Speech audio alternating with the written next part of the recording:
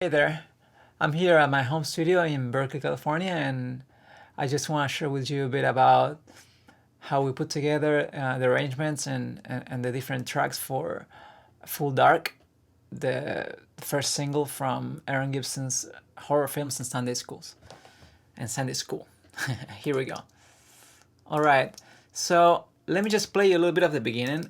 This is a track that has it's Aaron playing bass and singing. That's his main thing, right? He's primarily a bass player and a songwriter.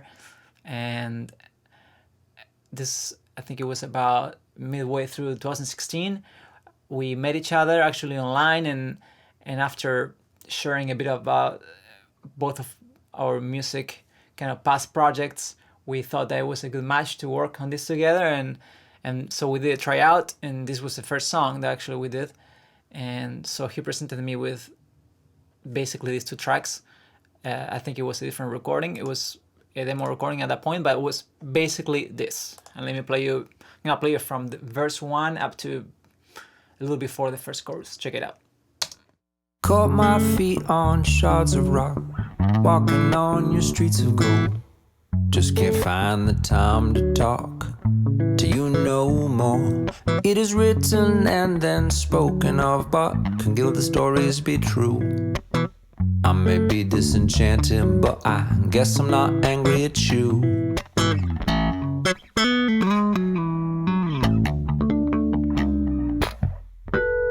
And now the earth is for the meek, but I'm not tameable. But I could turn the other cheek like you've been. All right, that's a little before the first chorus kicks in. So we have verse 1 right from the start, just no intro, counts just starts. Caught my feet on shards of rock, walking on your streets of gold. Just can't find the time to talk to you no more. It is written and then spoken of, but can Gilda's stories be true? I may be disenchanted, but I guess I'm not angry at you.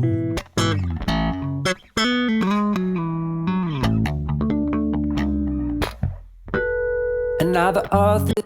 Okay, and then it'll go into verse 2. So what I thought was really cool and interesting about this track is how Aaron plays in between playing like a triplet feel or more of a 6/8, 12/8 kind of scenario versus 2/4 or binary, right? So he was tum tuka tum tuka tum ba ba tum tum tu ba. So he kind of shifts those two grooves a little bit. Check it out. Just let me mute the voice and just hear the bass by itself.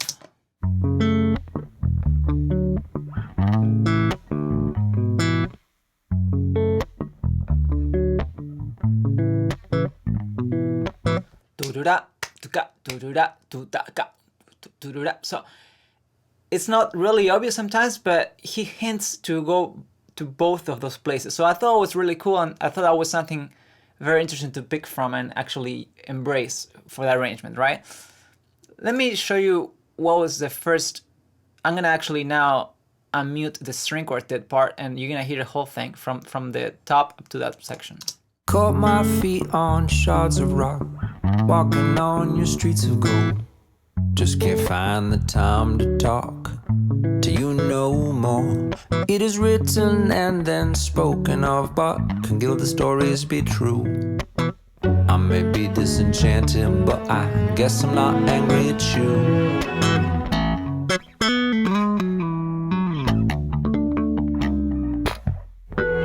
And now the earth is for the meek, but I'm not tameable.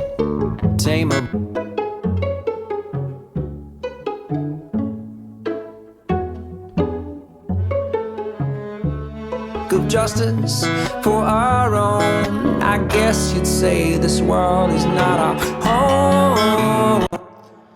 So what we just heard was verse 1 going to verse 2, but when it comes into verse 2, that's the first time that we actually hear the strings. And why waiting? Well, I thought, let's see how much we can wait until the strings feel necessary, or where we can actually make an impact and give the song a new lift. And I thought we didn't really need anything before that. So basically I let Aaron play the first verse, and towards the end of the first verse is where the strings come in and kind of give a breath of fresh new energy, right? Be true. I may be disenchanting, but I guess I'm not angry at you. Okay, let's just talk about for a second about what's going on there, right? How is that entrance happening? It's a very simple trick, but I really like it. It never gets old for me, which is having a percussive sound layered on top of something that's softer, that has not such a distinct attack, right? So we have the pizzicato, which is the violin and the cello plucking instead of playing with the bow, actually plucking with their fingers, while the viola does a long sustained note. This is what it sounds by itself.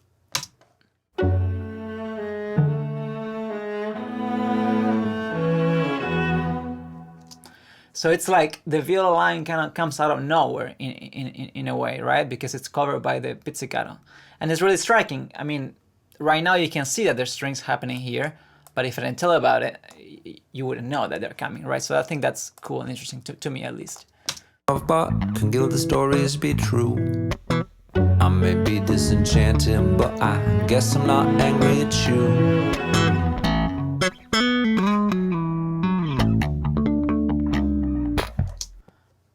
Then that, what I call the riff, because I think it's such a cool lick that he plays on the bass, you know, just by itself. What else do you need there? I mean, it's so cool. And then, kind of like in return from what the strings do with the pizzicato, we have this, the second entrance of the strings going into the verse 2. And this is what Aaron plays on the bass.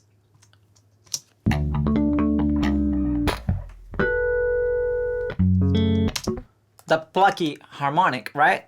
So then, instead of having pizzicato on the strings, I just let the bass take on that responsibility, and the strings play actually a bigger, lusher chord. Check it out.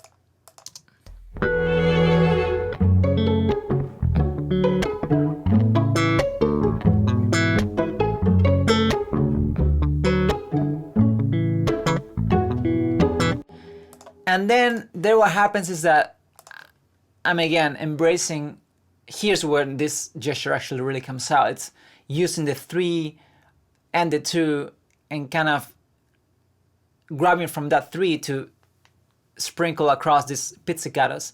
And the cool thing about them, if you look at the score at the bottom, it's like there's not a single instrument that plays 2 notes in a row, right? So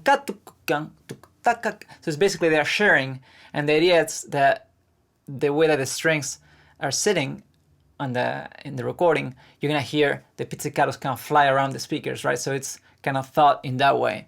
Let me play that for you. And now the earth is for the meek, but I'm not.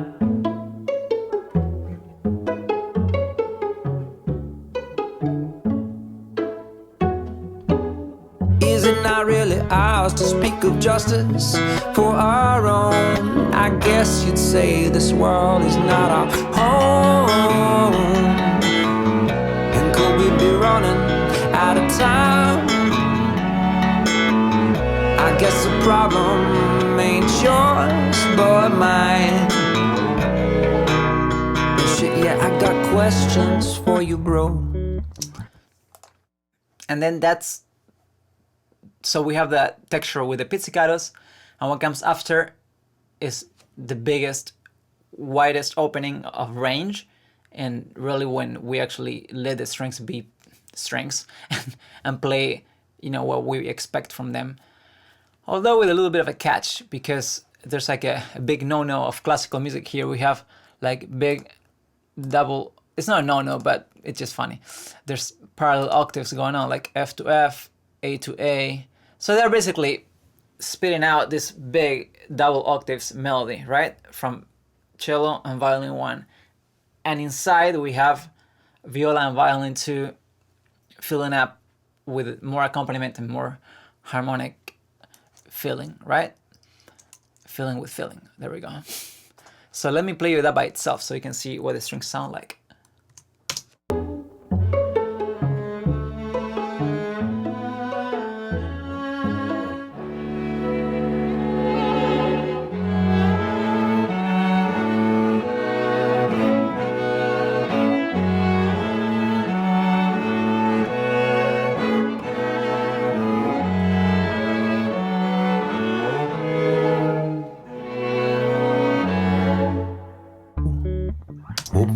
And there it is. Let me play it with vocals. Our own, I guess you'd say this world is not our home. And could we be running out of time? I guess the problem ain't yours but mine. And shit, yeah, I got questions for you, bro. And finally, the whole thing together. And now the earth is for the Oops, from here. own. I guess you'd say this world is not our home. And could we be running out of time? I guess the problem ain't yours but mine. But shit, yeah, I got questions for you, bro. And here, in contrast with the verse part, where the bass sometimes is not really showing off that 3 years, you know, it sometimes is playing more in a binary feel than a ternary. In this case, the bass is so active rhythmically. I mean, let's just solo the bass.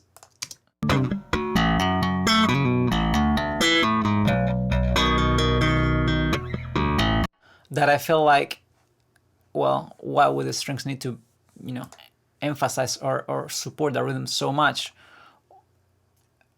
or show it off, right? So they can just be supportive and complementary, just filling up the big gestures. And that's the camera. We run out of time, but that's cool. And so we let the bass be the driving force for the rhythm, and the strings are holding the harmonies, right? And kind of enhancing and filling up.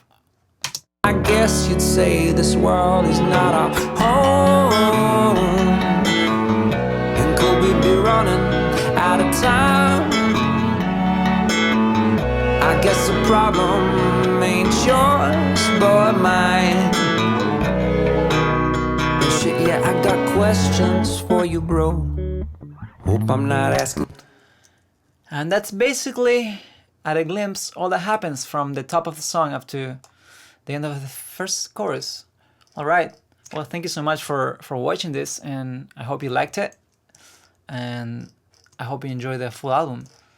I invite you to listen to the whole thing. I will be doing more videos like this, maybe touching on some of the mixing aspects of this production. Although it's not, as you can see, it's quite simple in the sense of how many tracks there are. There's a lot of little subtle things automation-wise, and just things coming in and out, and how to make it so the reverb doesn't feel, or more like you can feel it but you can't hear it. There's little things like that to make space and to create you know, a cohesive environment for all of them. So I will be doing some of those videos soon. Thank you. Enjoy the record. Caught my feet on shards of rock, walking on your streets of gold. Just can't find the time to talk to you no more. It is written and then spoken of, but can Gilda's stories be true? I may be disenchanted, but I guess I'm not angry at you.